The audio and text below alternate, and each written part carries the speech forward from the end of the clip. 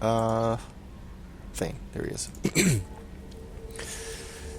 So, I want to extend thanks to everyone for sticking through what was basically 3 straight episodes of nothing but reading. Didn't expect it to take that long. I knew that DLC had a whole bunch of reading. I did not think it would take that many episodes, though. But thank you for sticking with it. Hopefully, if you found it incredibly frustrating, you just skipped it. I wouldn't mind if you did that at all. I really enjoy the content, the text content added by that DLC, but I wouldn't object if somebody decided that was just not for them. Never been in here before. Hi, Thane. How are you? Shepard, I mentioned when we met on Ilium that I was dying. So you did. It's called Keprel syndrome. It's not communicable, but I have less than a year to live. Are you feeling sick? I could get the doctor. No. Though I suppose that is a part of it. My mortality has me dwelling on things. As it would, I would think. I had a family once. I still have a son. His name is Kolyat. I haven't seen him for a very long time. Did something happen to them? I abandoned them. Though, not all at once. Nothing dramatic, no sneaking out in the middle of the night, no final argument or slammed door. I just did my job. I hunted and killed across the galaxy. Away on business, my wife would tell people. I was always away on Why business. the crap would an assassin have a family? Other than to provide a cover, but... man. How long has it been since you talked? 10 years. He showed me some of his schoolwork and asked if we could dance crazy.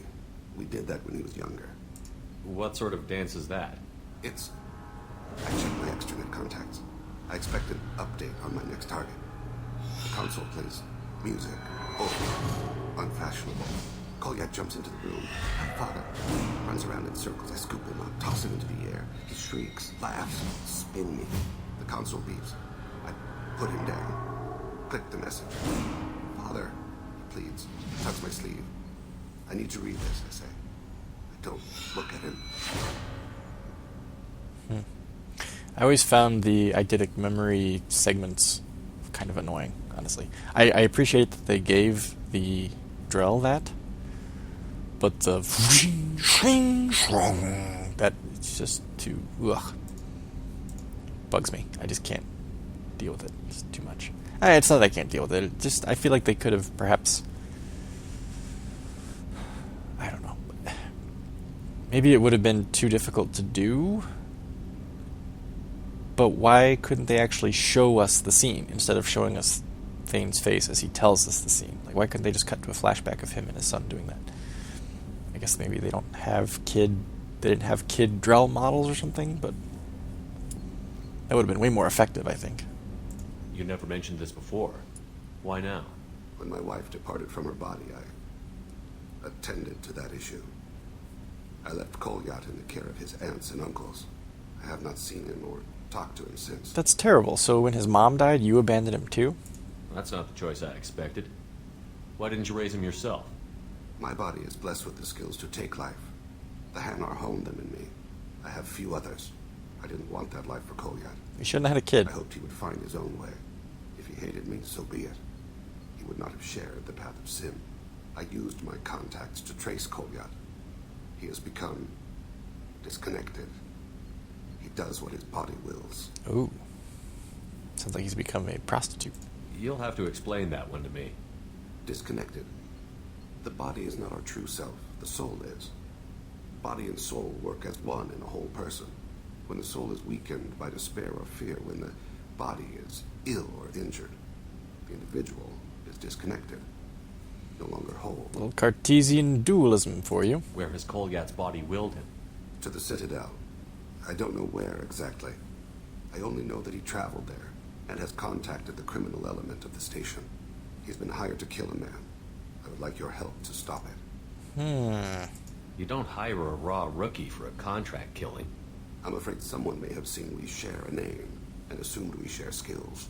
I don't know why he would accept the task. Someone's an idiot. Maybe he name-dropped you to get hired. It's possible, but I don't think so. It doesn't seem right. My name. He should not respect it.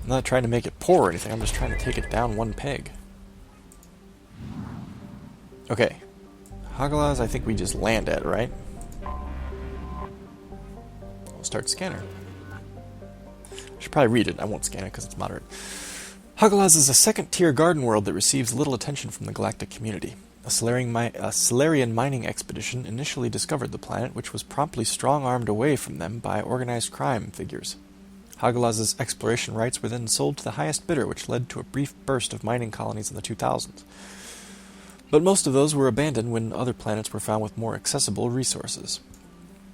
Though Hagalaz has a nitrogen-oxygen atmosphere capable of supporting life, its rotational period is slower than Earth's, making its day and night 98 Earth days long. Holy cow.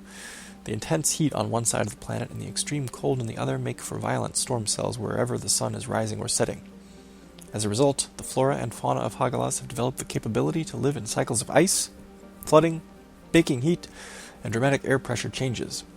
The biota of the planet has been largely unexploited by the exotic pet and gardening trades, since simulating their natural conditions is problematic for the average consumer. We will be back someday to see our darling love once more. And tap that, apparently. Ansuz. A large rock planet, Ansuz was once under development by a consortium of robo-mining interests, but an epidemic of accidents and sabotage cost the lives of hundreds of workers and eventually drove them off the world. Despite numerous accusations among the mining corporations and a dozen or more trials, popular opinion holds that the real saboteurs were never found.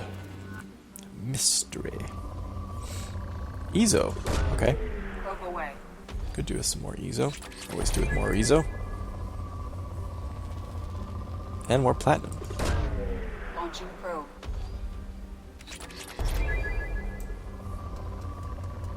Sure, more palladium. Launching probe.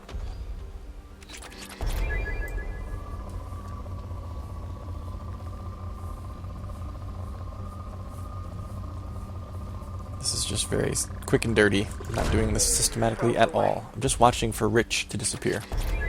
Turn into good or moderate or something, then I'll move on. Probe away. Ooh, that's a good one. Probe launched. That probe died not in vain. Good grief. These rich planets are killing me. Okay, you know what? Oh! Sure, I'll take it. Probe away. Good enough. Fine, let's get out of here. We could use up all our probes just on these two planets here. This is the Sowilo system, by the way. I forgot to mention that. Thurisaz. Hydrogen helium gas giant, Thurisaz has a decrepit automated infrastructure for refueling merchant vessels with helium-3. Painted onto the metal in the Salarian dialect are the words self-serve. Poor.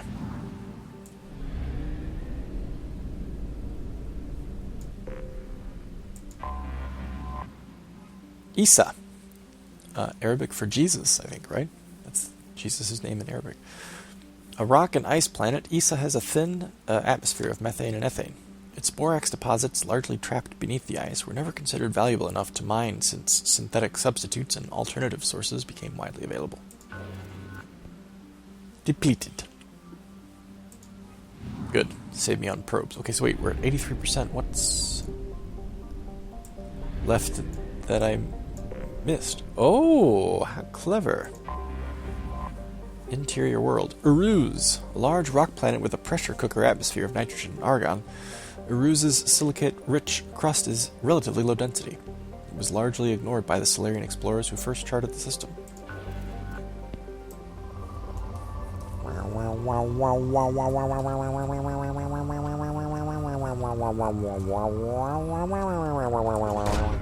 Probe away.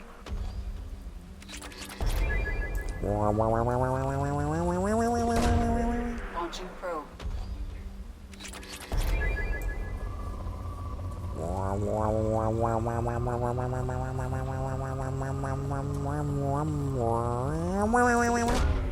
Probe launched.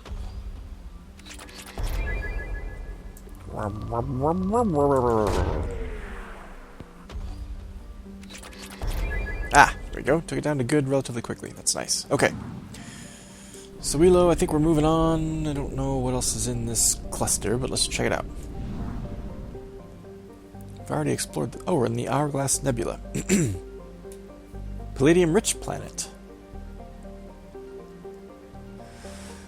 Oh, yes. Okay, I think this is the place where we just said we weren't going to finish that one smuggled cargo one, right? And I think we already checked this.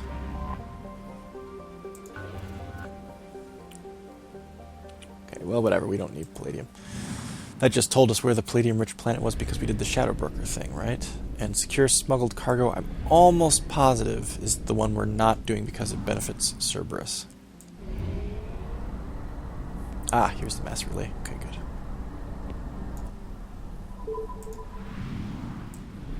Let's fuel up before we leave.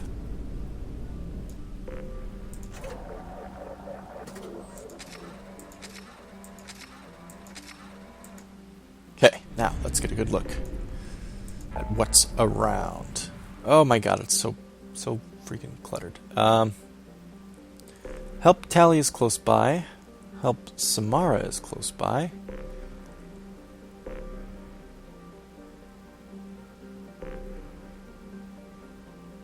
Shrike Abyssal, we've been there. That's the platinum-rich planet.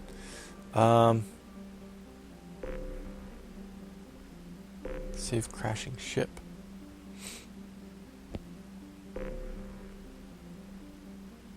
Help Jacob. Okay, so what else we got?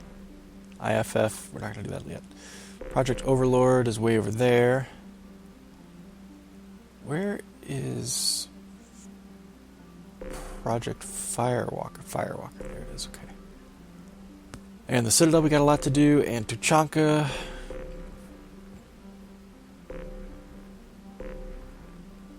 And we gotta help Jack, too. Man, okay. We got so much to do, so much to do.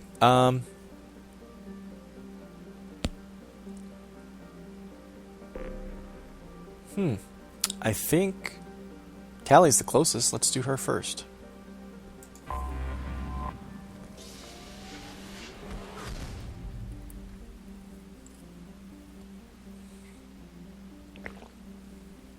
Okay.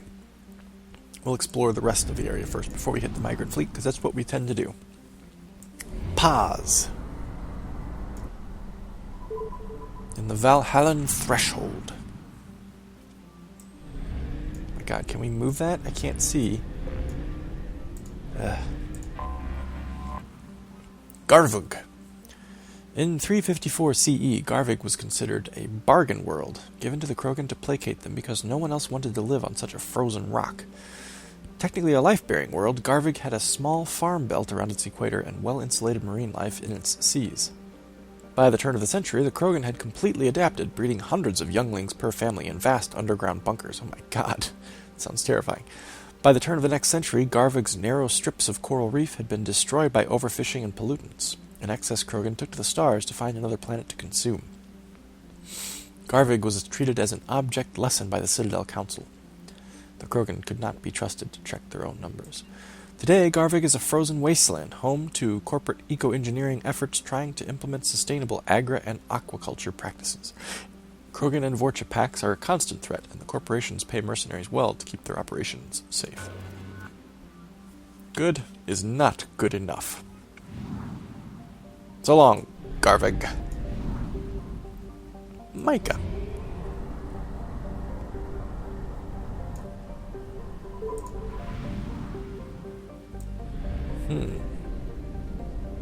Interesting systems in this cluster. Eloi, or Elahai. A small hydrogen-helium gas giant formed around a metallic hydrogen core, Elahai will be the site of a rare astronomical event later this year. The comet Asaro will come in on its orbit of 70 galactic standard years and travel so close to the giant that it is predicted to be captured as a moon. Dozens of space probes from around the galaxy have been launched into the Raheel system to record this moment. Elahai is within the frost line of its parent star, where gas giants do not usually form. For this reason, it is believed to be an extrasolar capture. Suppose I thought that most extrasolar planets that we've seen that are gas giants close to its parent star, I could be wrong. I thought the leading hypothesis at the moment was that it had formed further out in the solar system and had been gradually drawn in for whatever reason or another. Interesting that they would, in this instance, assume the first explanation would be extrasolar versus, gradually roped in. Travel advisory: a statistically significant number of distress signals have come from the 1 million kilometer mark around Elahai. Pirates are believed to be working in the area. In-person tourism is not advised. That is interesting. Within 100 kilometers, 100 million kilometers, you say? Or a million, I forget what you said. Duma. Home to 51 moons, including the prebiotic moon Anafiel. Duma is a standard hydrogen-helium gas giant with violent surface winds exceeding 1,900 kilometers per hour. Like its sister planet Elahai, it is believed to be an extrasolar capture. Interesting. We're only 40% to the full exploration of the... Oh, hello.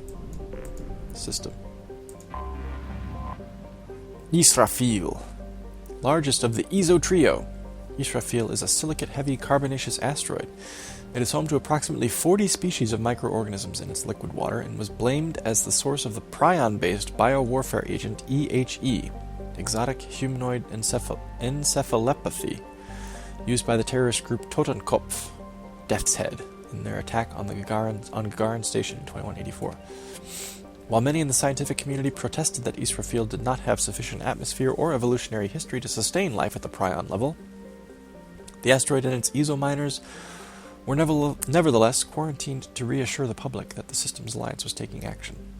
Though no evidence has been yet been found that EHE originated from Israfil or was even synthesized in a local lab, the SSV Manila and a team of epidemiologists maintain watch over the asteroid's ship traffic for now. Population 1,006. The rich planet, eh? Probe away. They called it one of the ESO trios. You would think that we'd see some ESO here, perhaps. Probe launched. The med bay. I don't want the med bay, honestly. Launching probe.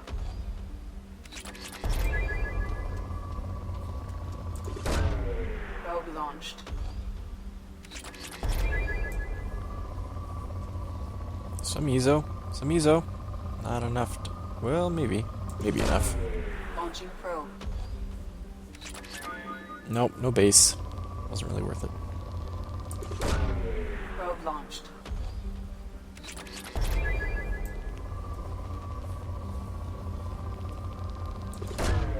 Probe away. Thing is, I don't really need more iridium. Why am I getting iridium?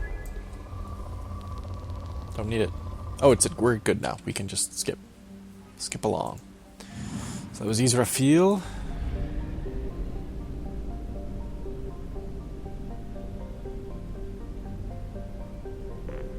Aha. Kakabel. The second asteroid in the system formed around an element 0 core. Kakabel is another carbonaceous asteroid with a surface made of hydrated minerals such as carbonates and clays. Beneath its icy surface is liquid water with some amino acids. The surface of Kakabel is pitted and scarred with strip mining stations where the Quarians took as much ESO as possible before moving on.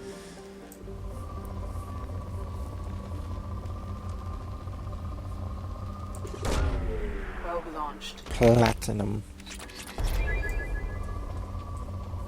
And ESO and palladium. Probe launched. And iridium, which I don't need.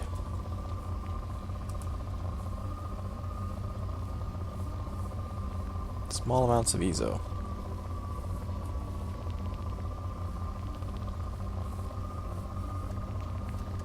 Okay, after this we'll move on. Probe.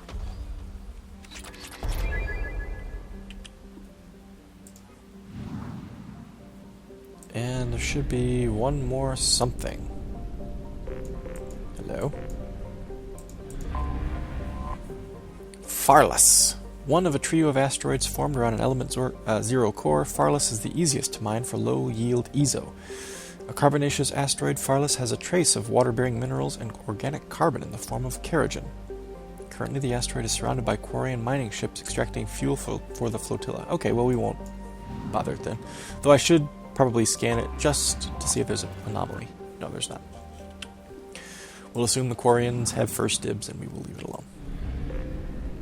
What?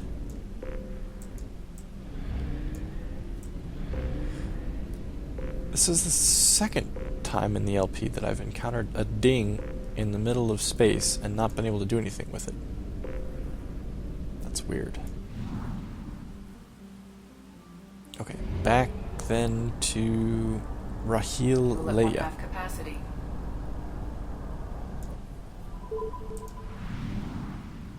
Hit the fuel depot really quick so we don't forget later on. And visit the migrant fleet. Oh boy. The Migrant Fleet, a fleet of 50,000 craft holding over 17 million Quarians. The Migrant Fleet is the largest array of spacefaring vessels in the known galaxy. Though Quarians on pilgrimage have visited most settled worlds in the galaxy, few outsiders have ever stepped foot inside the Quarians' ships. Here we go.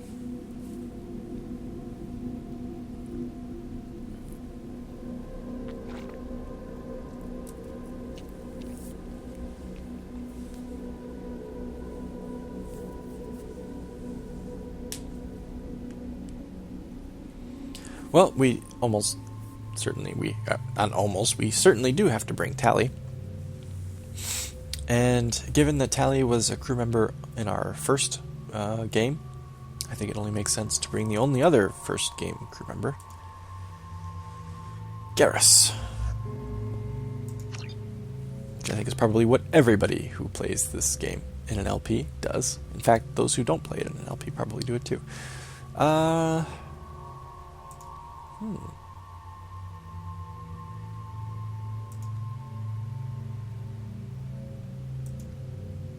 Let's do Turian Renegade, I think. Yeah. Tali, you can't do anything right now. Shepard, you're at 0. Okay.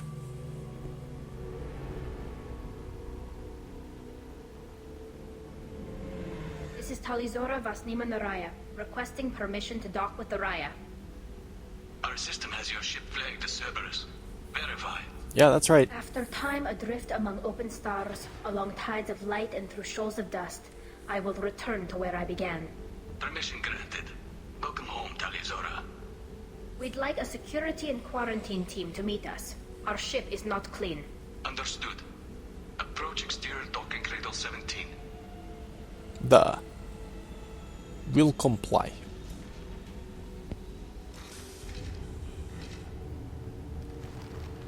Whoa, sweet uniforms. Like the colors.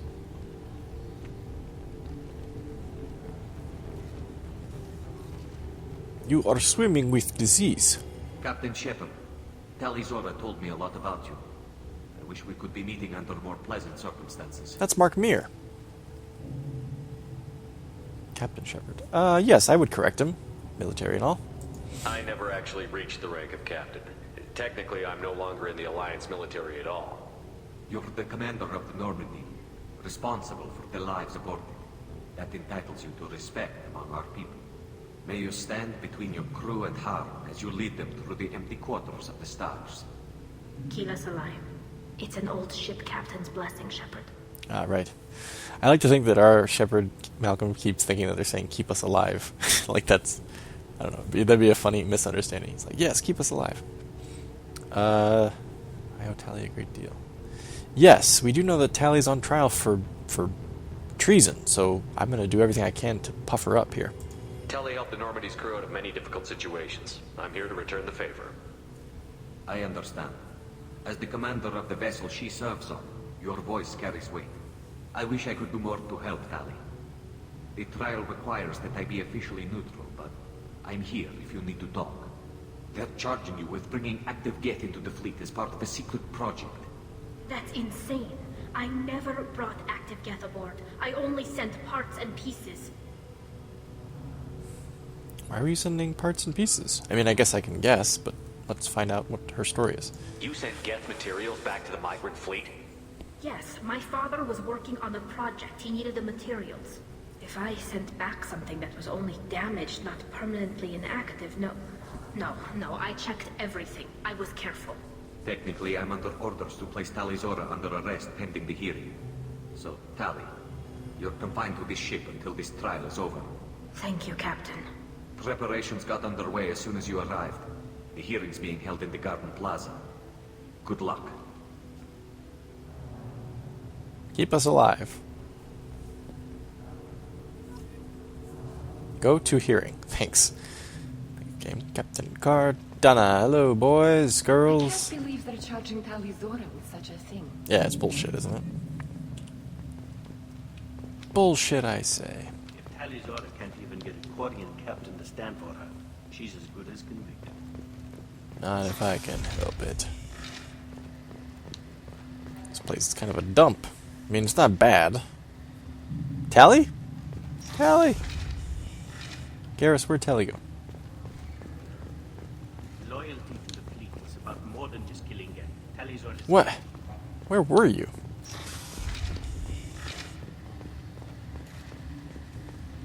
Oh. Tali Zora Vas Normandy. I am glad you came. I could delay them only so long. Auntie Ron! Shepard Vas Normandy, this is Admiral Shalaron Vas Tonbe. She's a friend of my father's. Wait, Ooh. Ron, you called me Vas Normandy. I'm afraid I did, Tali. The Admiralty Board moved to have you tried under that name, given your departure from the Nima.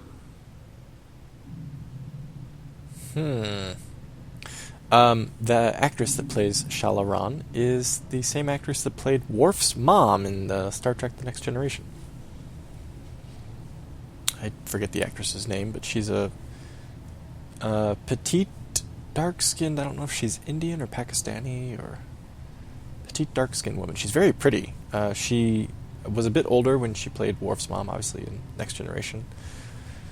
Probably in her early 50s or so. I imagine she was probably in her late 50s or 60s possibly when she did the voice work for this game, but I always thought she was a very pretty lady.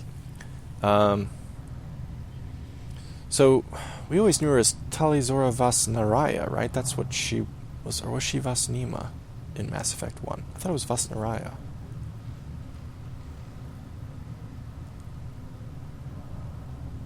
Vas Nima. Tali Zora Vas Nima. No, it was Tali Zora Vas Nima. So they're calling her Tali Zora Vas Normandy because they're basically trying to disinherit her from the fleet, I think, to try to make her look like an outsider more. That's what I'm guessing. Let's hear it. I take it being associated with the human ship is a bad sign. They stripped me of my ship name. That's as good as declaring me exiled already. Yeah. It's not over yet, Tali. You have friends who still know you as Tali Zora Vas Nima. Whatever we must call you legally. You're an admiral. Does that mean you're one of the judges? I'm afraid not. My history with Tali and her father forced me to recuse myself. Damn. I imagine father had to do the same. You'll see inside, Tali. For my part, I moderate and ensure that the rules of protocol are followed, but I have no vote in the judgment. I guess we should get started. Does Tali have a defense counselor? Someone who speaks for her side? You're looking at him. Indeed, she does, Captain Shepard. She is part of your crew now, recognized by Quarian law. And remember, an accused is always represented by his or her ship's captain. All right. So, you would actually speak for my defense? In a heartbeat, Tali. I'll do everything in my power to help you, Tali. Thank you, Shepard. I could not ask for a better counselor. Our legal rules are simple. There are no legal tricks or political loopholes for you to worry about. None of that Present human the bullshit. truth as best you can. It will have to be enough. Now come. I promised that I would not delay you. Cool. I get to do all my hackneyed, cliched lawyer statements like, I'm out of order. This whole court is out of order. And you can't hold me in contempt. I hold myself in contempt. Stuff like that. It'd be great. All the courtroom dramas Shepard watched growing up.